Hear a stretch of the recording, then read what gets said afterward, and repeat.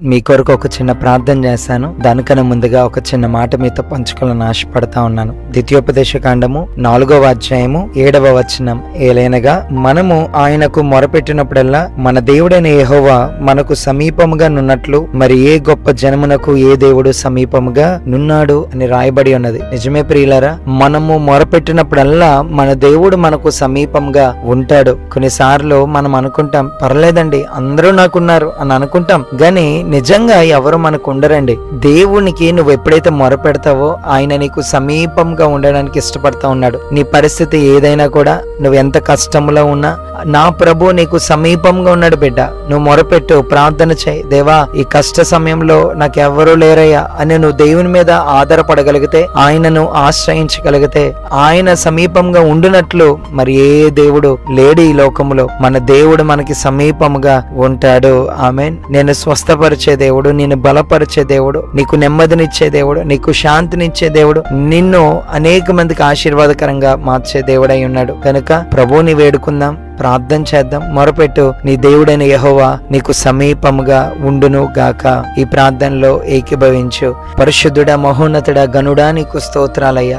జీవం గల దేవా, నీకు స్తోత్రాలు. ఇంతకాలము మమ్మను కాచి కాపాడినందుకు నీకు వందనాలు అయ్యా. నీవు మాకు సమీపంగా ఉన్నట్లు ఎవ్వరూ లేరయ్యా. మా కష్టకాలములో, మా నష్టకాలములో అయ్యా, మా శ్రమల్లో, ఇబ్బందుల్లో, అనారోగ్య సమయాల్లో అయ్యా మాకు సమీపంగా ఉండి మమ్మను స్వస్థపరిచి బలపరిచి నెమ్మదినిస్తున్నందుకు నీకు వందనాలు. ఈ సమయంలో ఎందరైతే ఈ ప్రార్థనలో ఏకీభవిస్తున్నారో ప్రతి బిడ్డను దర్శించయ్యా, బలపరచయ్యా. నీ శక్తితో వారిని నింపమని వేడుకొని వచ్చినాను. ఎవరైతే అనారోగ్యంతో ఉన్నారో వారిని ముట్టి స్వస్థపరచండి, మంచి ఆరోగ్యం వారికి దయచండి అయ్యా. ఎవరైతే ఆర్థిక పరమైన ఇబ్బందులతో నలిగిపోతా ఉన్నారో వారిని లేవనెత్తమని వేడుకొని వచ్చినాను ప్రభా. కుటుంబ సమస్యల చేత, కోర్టు సమస్యల చేత అయ్యా, గొడవలు గందరగోళంతో ఎవరైతే అయ్యా కృంగిపోతా ఉన్నారో యేసు నామంలో వారికి విడుదల కలుగునుగా కానీ ప్రార్థన చేస్తున్నాను ప్రభా. అయ్యా, చాలా మంది కాంపిటేటివ్ ఎగ్జామ్స్ రాసి ఉన్నారు. ప్రతి ఎగ్జామ్ లో గొప్ప జయము దయచేయమని వేడుకొని వచ్చినాను. మంచి ఉద్యోగాలు దయచేయమని వేడుకొని వచ్చినాను అయ్యా. నీ యొక్క బిడ్డల యొక్క చేతి పనులను ఆశీర్వదించండి.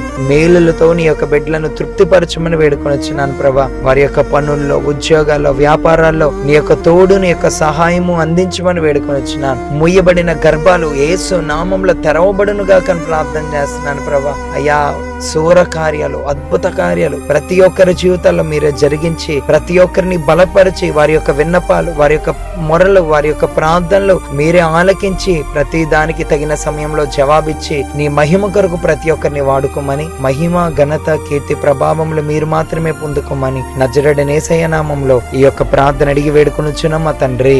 ఆమేన్.